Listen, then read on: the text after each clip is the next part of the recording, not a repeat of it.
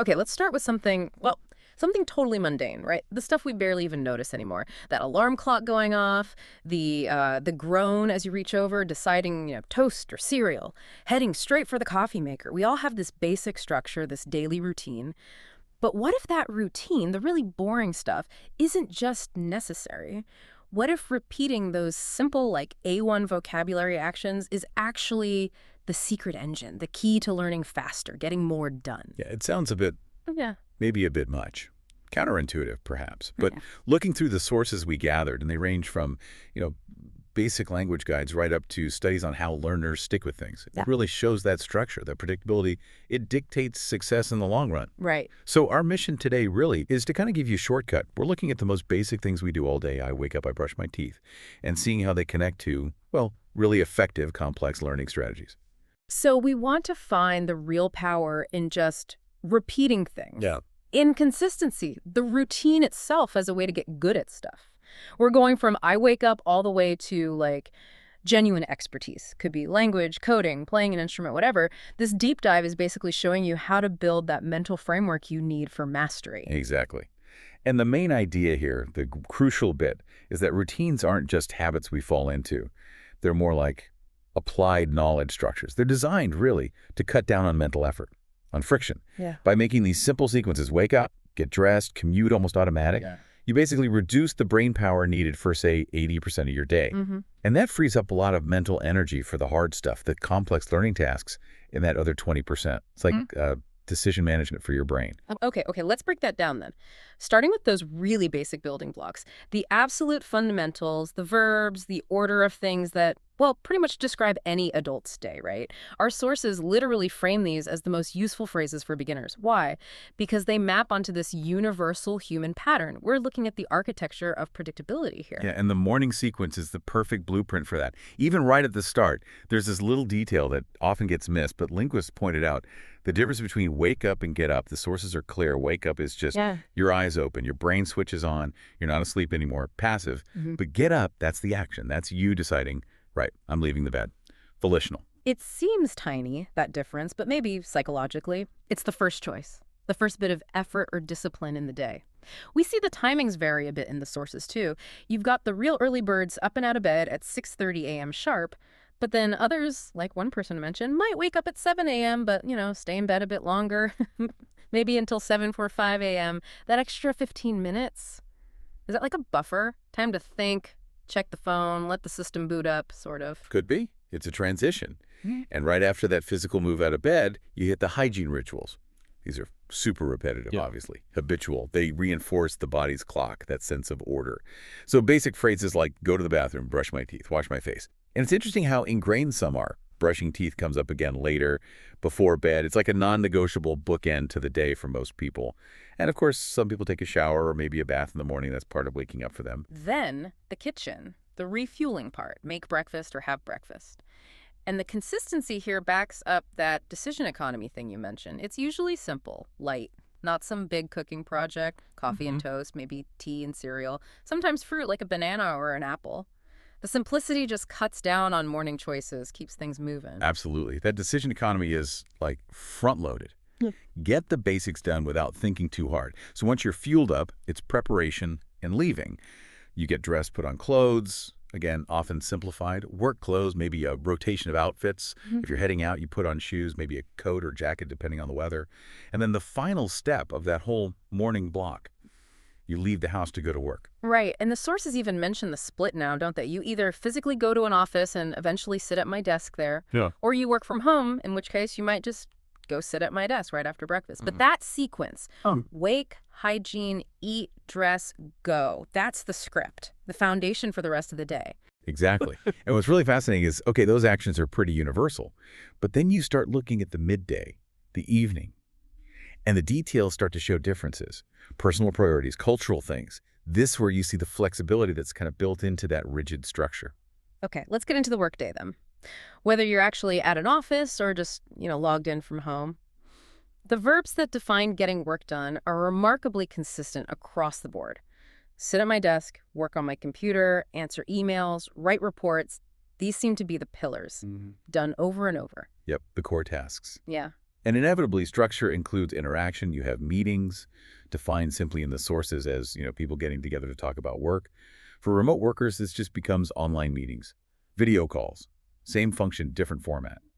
We also see more specific tasks for certain jobs, like maybe needing to write articles or prepare lessons.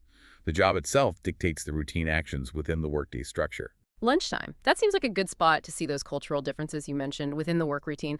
Most people have lunch, usually late, right?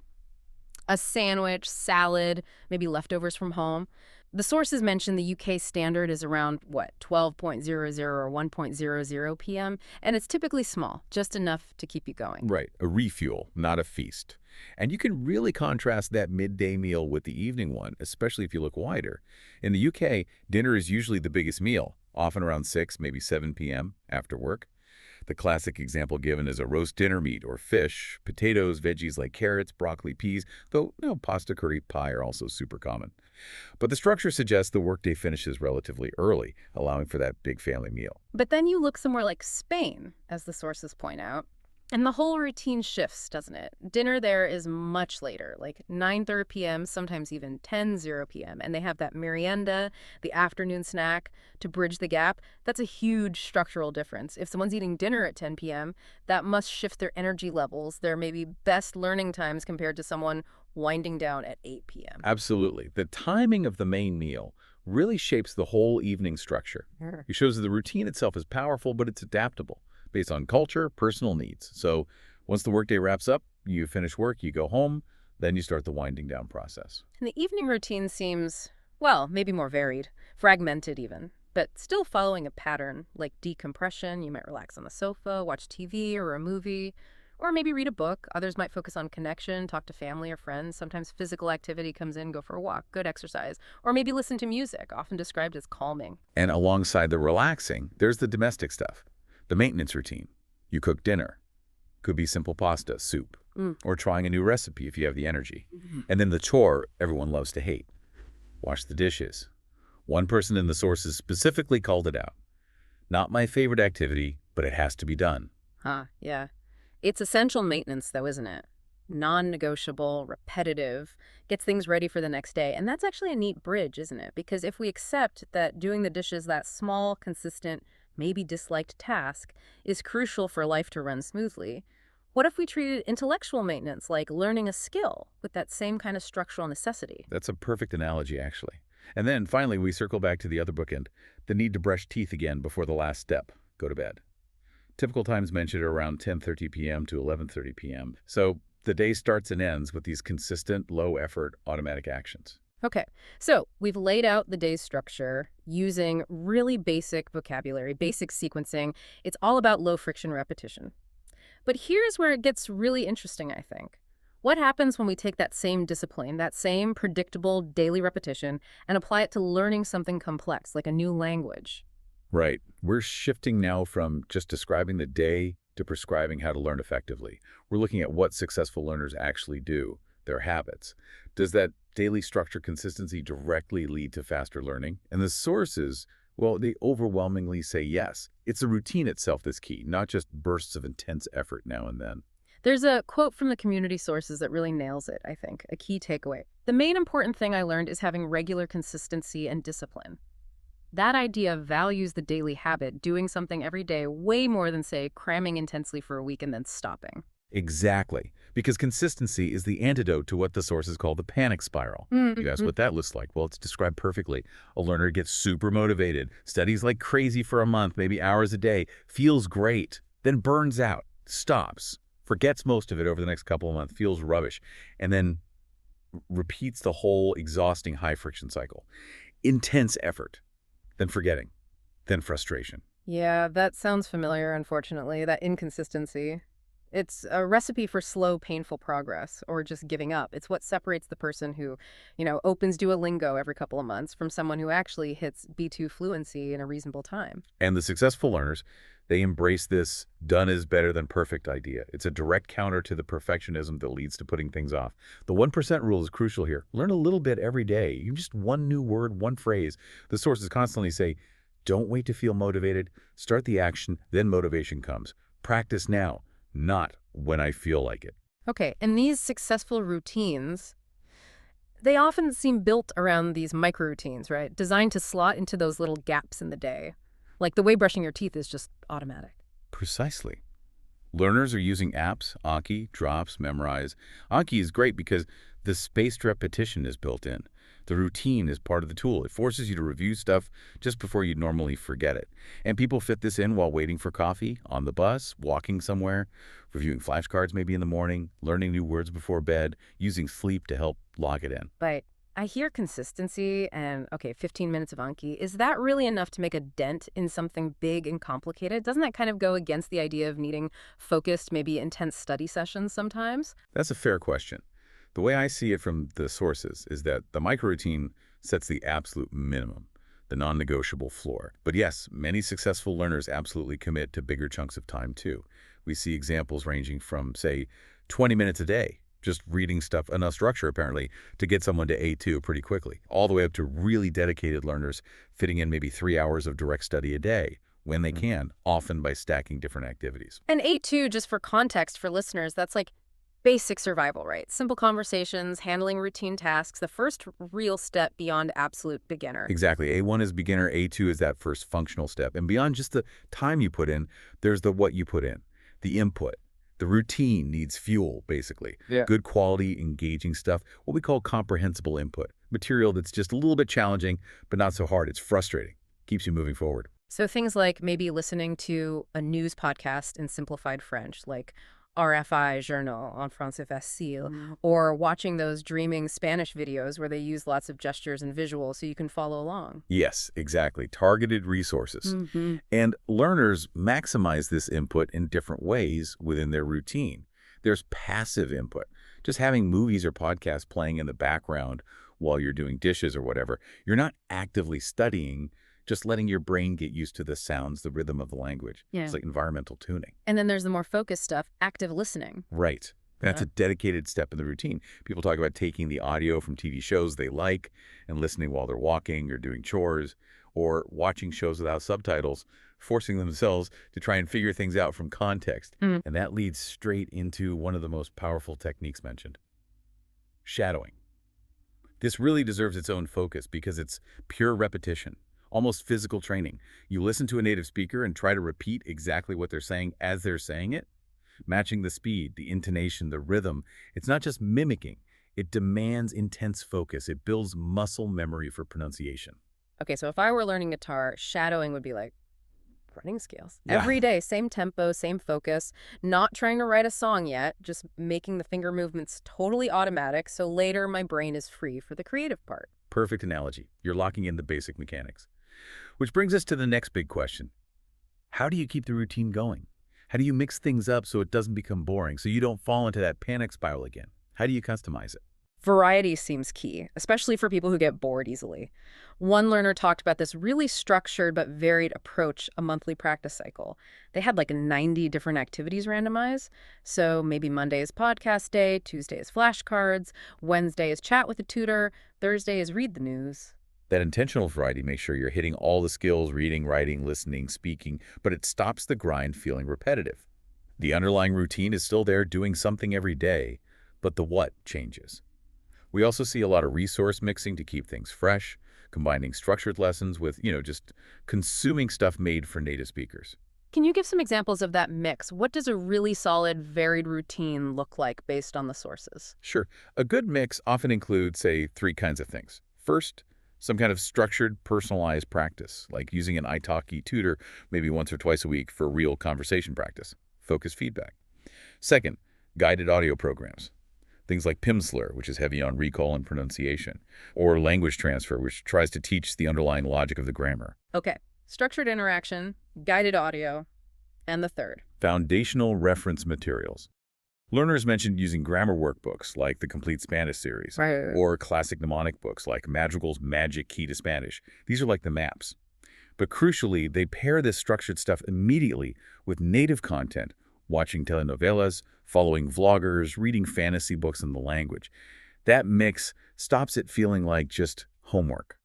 And specific techniques get woven into the routine too, right? Yeah. Like writing a simple diary every day, even if it's just translating the same few sentences into two different languages you're learning, it forces you to produce something. Or people setting up weekly calls with friends just to chat.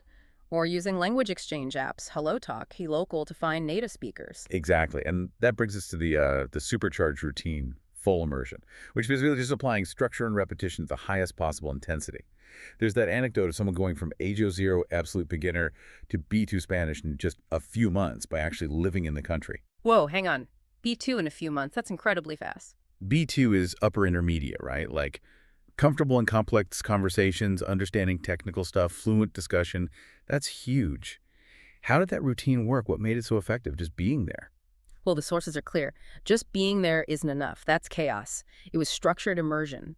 And the really crucial detail, they started with 2 solid weeks of small group classes, 3 hours a day, 5 days a week. They built that AOA1 foundation first before they were just surrounded by the language 247.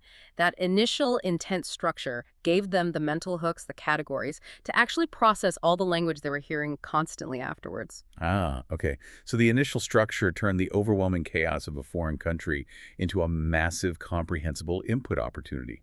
They had the basic verbs, the grammar framework to start making sense of signs, directions, simple chats. The structure made the immersion productive. Precisely. And they kept it up after coming back, too. The routine became part of daily life, often taking over old routine slots. Reading a few pages of a Spanish book each day, listening podcast on the commute. Even small things like deliberately shopping at ethnic grocery stores for more exposure may be a chance for low-stakes practice. The consistency continues, even after the intense phase ends. Okay. So we've gone through the structure of the day, the structure of a learning routine, which brings us back to the listener, you. What are the practical steps? How do you actually do this? Right. First, start simple. Define your own core actions. Just like that A1 list for the day, what are the absolute basics for your skill? I practice scales, I review syntax, I do 10 flashcards. Those are your structural vocabulary for learning. Make them non-negotiable. Second step. Integrate. Don't just add more stuff to your day.